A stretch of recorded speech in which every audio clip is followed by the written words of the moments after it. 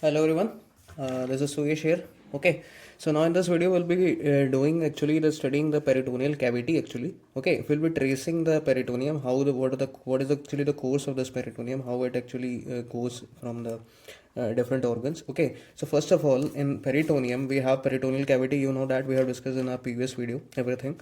Okay, basics. Now we are in the specific section, that is we'll be discussing the peritoneal cavity. So peritoneal cavity is actually serous sac, as I have told you. Okay, it's a space between our parietal and the visceral layer. Okay, cavity filled of serous fluids which will be lubricating the different organs in the abdomen. Okay, so peritoneal cavity further divides into two sacs. Okay, into two groups you can say. So first group is actually our greater sac. Okay, greater sac.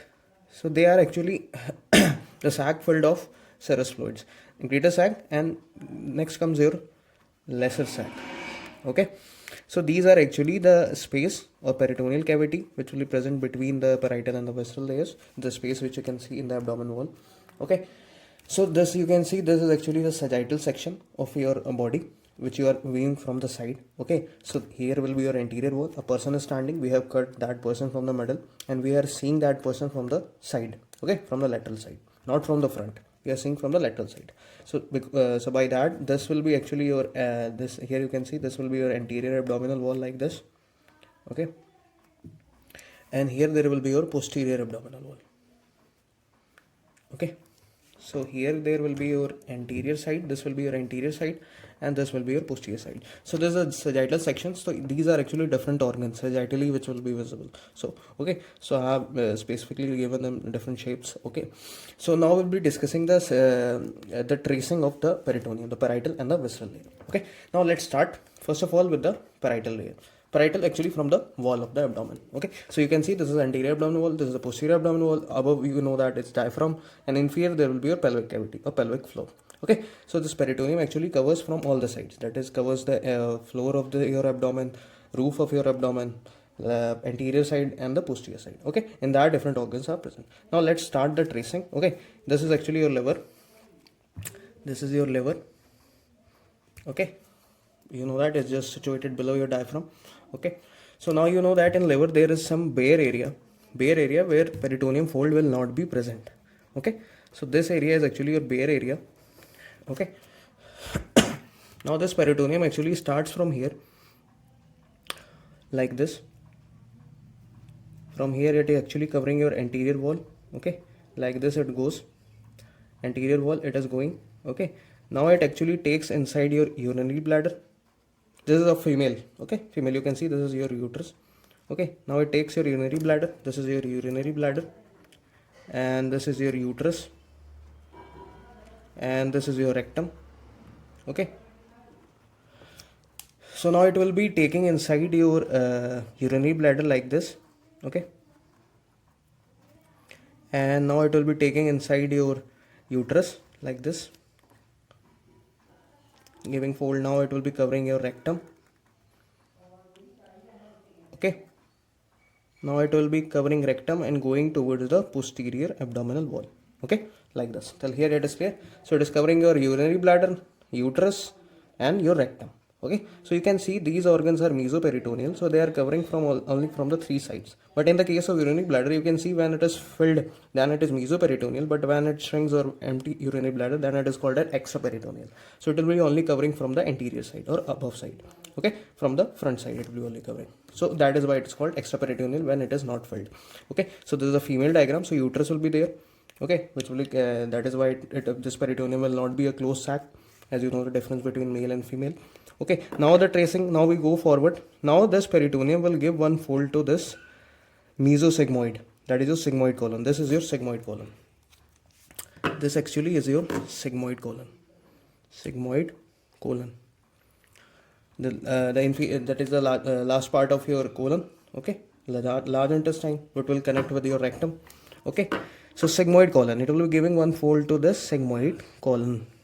Okay, now it has taken under this your sigmoid colon. Now again it moves forward.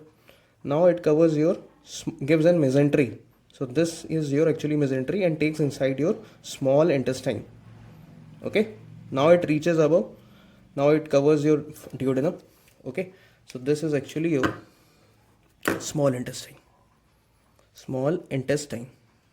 Okay, so it will be taking inside by giving fold. It will be taking inside your small intestine by, this is called mesentery. Okay, now it will be going upward. Now it will be taking inside your duodenum, then it will be taking inside your pancreas. Okay, so these organs are actually present on the posterior side. So this is actually third part of your duodenum. Third part of duodenum. Third part of duodenum. And this yellow one is actually your pancreas. These are actually posterior organs, so they will be only covered from only one side, that is anterior side. That is why these are actually your extraperitoneal organs. Okay, you can see this is posterior abdominal wall, they are only covered from this parietal layer. Now this is visceral layer covering the organ. Okay, when the layer is in the wall, then it is called parietal layer. Now these layers are covering your organs, then the name is changed, then it is called as visceral layers. Okay, so now this much is clear. Now the tracing, we will stop here. And again, you know that this this peritoneum now moves forward. You know that there's a bare area, it will not be covered with any peritoneum, this is free. So now it will take a turn here, hold. Now it will go aside with the liver. Okay, it goes to the inferior side of the liver. Okay, now again from the liver it will be now connecting with your stomach. So it will be covering your lesser curvature. You know that this is stomach. Stomach has two curvature, lesser and greater. So it will be now covering your lesser curvature of your stomach. Now again it will be going down. Okay, now it will be taking again a posterior fold here. Okay, posterior fold, two layers of fold. Okay, this layer again folds one upon each other. Okay, overlaps each other. Now it covers your transverse mesocolon, and again it joins this layer. Okay, now this much is clear. So this is actually your transverse mesocolon, transverse colon, not mesocolon, transverse colon. Okay, this is your stomach, I have marked it here. Okay, so this area you can see, which is present just anterior, or you can say it is covering the most of the part of your abdomen, is called as greater sac. So this green area is actually your greater sac. Okay, this much is clear. Now we will trace our now we will take the fold from here again. Okay, from here, from the inferior surface of liver. Okay, now this fold now covers your greater curvature. Okay, this is the backside is your stomach, the backside is greater curvature, so this fold will be covering your greater curvature. Now it covers your anterior wall of your greater sac. This is anterior wall of your greater sac. Okay, so now it again cover. Okay, now again it folds upon that is overlap each other like this. Okay, so now this becomes actually 4 layers. You can see 1, 2, 3 and 4. Now it covers from the anterior side this your transverse colon. Okay, okay, now again it goes to the posterior side. Now it ascends upward. Now again it comes back to the liver, and again there again comes your bare area of your liver. So again it folds back and joins again the layer present on the inferior surface of your liver. Okay, so now this this sac or this cavity is actually called as lesser sac. Okay, this much is clear. And now these folds which will be present just above the liver, you will know that these are the just derivative of your peritoneum, and they are called as your coronary ligaments of liver, and falciform ligament will also present here. They are also derivative of peritoneum. So here there will be your coronary ligaments. Okay, coronary ligaments. Now this greater sac and lesser sac are connected with each other with one foramen. Okay, so there will be one foramen present here. One foramen will be present here between your greater sac and lesser sac like this. And this foramen is actually called as epiploic foramen. What is the name of this foramen? Epiploic foramen, foramen of Winslow. It has many names. So this is actually your epiploic foramen. There will be a separate video on this epiploic foramen. In detail, we will be studying this foramen, its boundaries and different parts. Okay, how it is formed, where it is present. Okay, so this is epiploic foramen, which will be connecting your greater sac and lesser sac. So these are actually cavity of the peritoneum. And this you can see, which is covering your organs, different organs, is actually your layers. That is visceral layer. The layers which are covering organs is visceral layer and layers which are present on the posterior abdominal wall, anterior abdominal wall, they are parietal layers. Okay. Now there are peritoneal derivatives. Different. You can see it here. First, I will tell you. You can see it here. This is, you know that this is sigmoid. So it is this peritoneal fold is covering your sigmoid colon. Now that is giving a peritoneal fold here, and this peritoneal fold is called as mesosigmoid. Mesosigmoid. So it is actually derivative of your peritoneum. Okay. So this layer, this much layer is your peritoneum, mesosigmoid.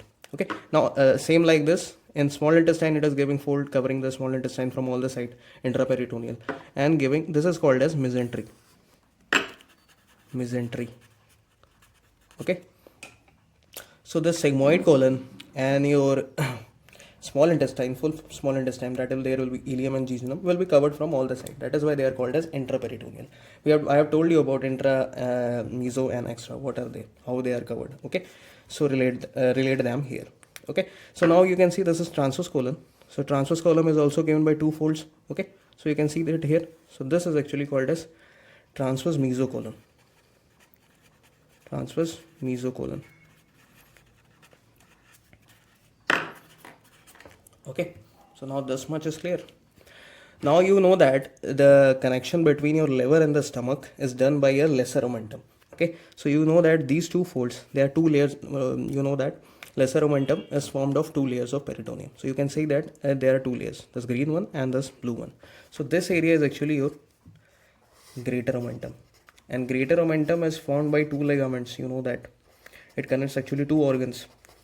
First, it connects your liver with your duodenum, so it's called as hepatoduodenal ligament, which will be part of this greater omentum, and your hepatogastric, which is connecting your liver with your stomach. Okay, so here there will be your duodenum present, the superior part. That is, the superior part comes inside your intraperitoneal. Other parts of duodenum are extraperitoneal. That is why the third part comes here. Okay, and pancreas just sits inside the concavity of your duodenum. Okay, so that is why pancreas is also extraperitoneal organ. So this is actually great omentum with form of two layers of peritoneum. Now what is the main new point about the this is not greater, this is lesser. So I'm sorry. Now comes your greater omentum. So you know that now this layer which was covering your greater sac comes downwards. Okay, descends downward, again it ascends upward posteriorly. So it overlaps its anterior layer. Okay, so the first layer becomes the fourth layer, and the second layer becomes the third layer. So they overlaps each other. First is overlapped by fourth layer, second is overlapped by the third layer. So this area is actually called as a greater omentum. So greater omentum is actually formed by four layers. Okay, and it consists of different ligaments that you can see. It is connecting your stomach with colon. So there will be gastrocolic ligament. Okay, gastrocolic ligament you can see. Okay, so that is why greater omentum is formed of four layers. Now comes we will be discussing the separate video, lesser and the greater omentum separately in detail. Now comes your urinary bladder, uterus and rectum. Okay, so in between your urinary bladder and your uterus there is a space. You can see this is your space, and this space is actually called as vesico uterine pouch. This is only seen in females because of presence of uterus, and it is also called as pouch of Douglas. And now next comes here the space between, now peritoneum forms a gap here also between your uterus and rectum. It is called as recto-uterine pouch.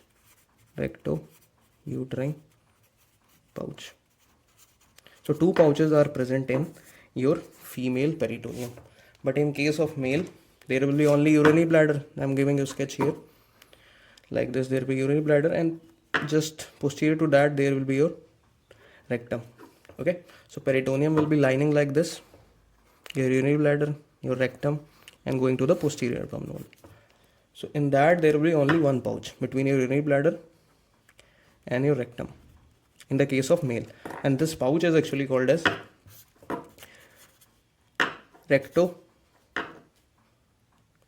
vesico rectal pouch, rectovesical pouch, vesicorectal or rectovesical pouch. Okay, it's same.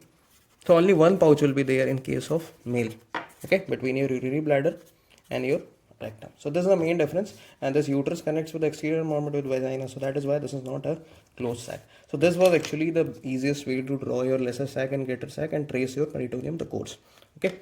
So separately we'll be discussing your greater and the lesser omentum and some derivatives, that is all the ligaments. You can see there will be ligaments between your diaphragm and liver. Okay, so that is called as diaphragmohepatic ligament.